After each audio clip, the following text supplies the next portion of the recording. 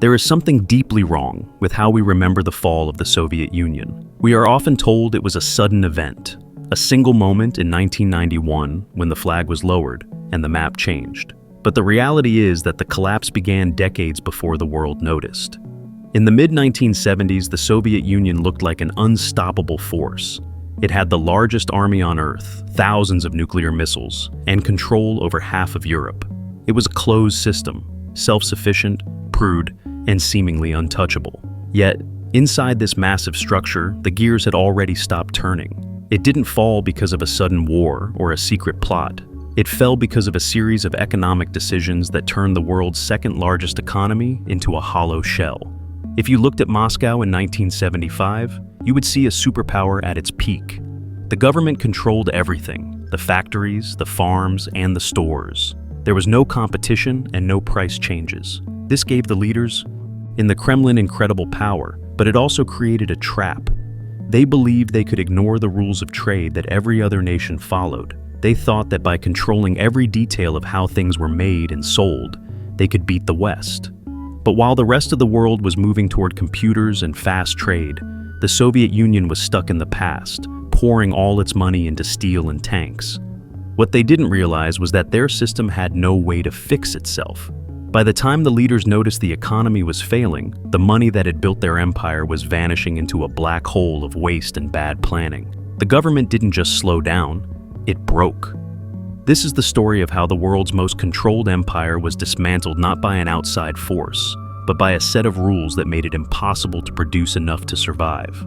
Before we look at the first cracks in the wall, tell me in the comments, do you think an economy can survive if the government decides the price of everything? To understand why the Soviet system broke, you have to understand how it made decisions. In a normal economy, prices change based on what people want and how much of it exists. In the Soviet Union, prices were set by a central group of officials in Moscow. They decided how many shoes a factory in Siberia should make and how much a loaf of bread should cost in Ukraine. This was called a command economy. The goal was to remove the chaos of the market, but it created a different kind of disaster, a total loss of information. Because the government set the prices didn't mean anything. If a factory made 1,000 tractors that nobody needed, the government still paid them. If a farm grew wheat that rotted in the fields because there were no trucks to move it, the officials in Moscow didn't know because the paperwork said the goal was met. This created a massive cycle of waste. By the 1980s, the Soviet Union was producing more steel and cement than the United States, but it couldn't provide basic goods for its people. The system was great at building big, simple things, but it was terrible at making the complicated things a modern nation needs to grow. The biggest problem was that there was no reason for anyone to do a better job. In a competitive trade system, if you find a way to make a better product for less money, you win. In the Soviet Union, if a factory manager found a way to save money, the government just lowered his budget the next year. This meant that technology in Soviet factories stayed exactly the same for 40 years. While the rest of the world was using new machines to work faster and cheaper, the Soviets were using 1940s methods to solve 1980s problems. They were pouring more and more force into a machine that was becoming less and less efficient. By the mid-1980s, this lack of change led to stagnation. The economy wasn't growing. It was just sitting still while the rest of the world moved ahead. To hide this failure, the Soviet leaders relied on one thing: oil. They sold their natural resources to the West to buy the food and technology they couldn't produce themselves. They weren't a superpower because of their industry. They were a superpower because they were lucky enough to have oil.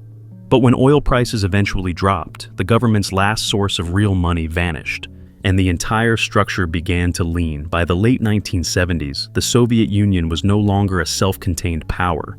It had become dependent on global trade to hide its internal failures. The government stopped trying to fix its broken factories and instead relied on a massive surge in world oil prices to stay afloat. Oil and gas exports became the only thing keeping the country's finances stable. This created a false sense of security for the leaders in Moscow. They used this easy money to pay for a massive military buildup and to buy grain from the United States to feed their own people because their state-run farms were failing to meet basic needs. In 1986, the luck ran out.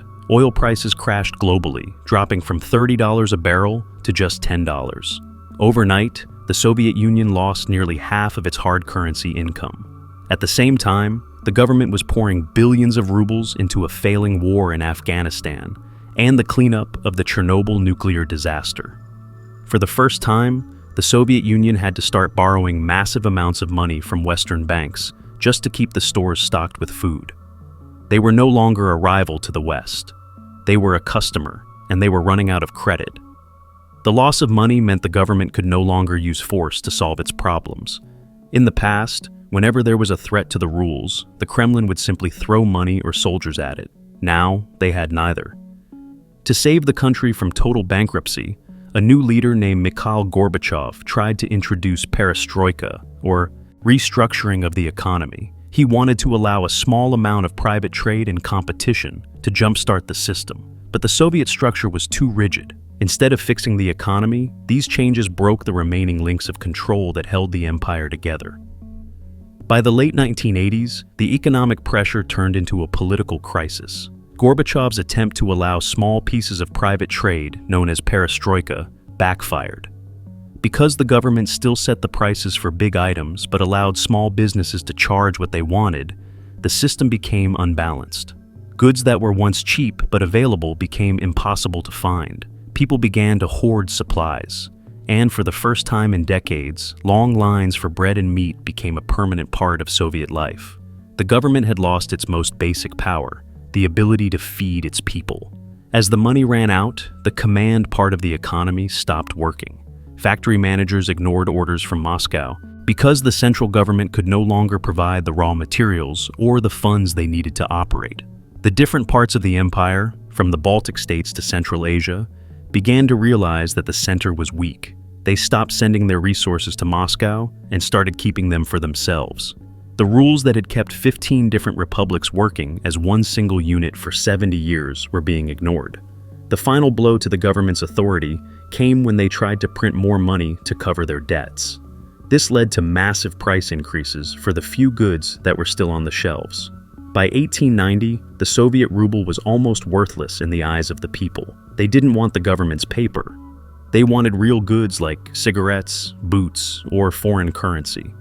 The state had lost control over its own money, and without money, it could no longer pay the army or the police. The force that held the empire together was evaporating because the bills couldn't be paid. In 1991, the Soviet Union reached its final breaking point. The government was effectively bankrupt, with no way to pay its foreign debts or maintain its massive internal apparatus. The economic collapse had stripped away the state's ability to use force to maintain order. When the central government tried to reassert control, the various republics realized that Moscow no longer held the money or the power to stop them from leaving. The trade links that had once forced these regions to work together had completely snapped, and each republic moved to secure its own resources and borders. The collapse was not a failure of the people, but a failure of a specific set of rules. By trying to control every price and every product from a central office, the Soviet Union eliminated the feedback they needed to stay efficient. They chose to pour their wealth into steel and weapons instead of upgrading their technology, making their eventual loss in the global market inevitable. When the high oil prices that had hidden these problems finally dropped, the government was exposed as a hollow shell that couldn't even provide basic food for its citizens.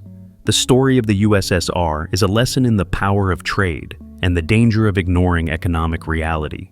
A superpower can have the largest army and the most missiles, but if it cannot create a functioning system to produce and move goods, it cannot survive.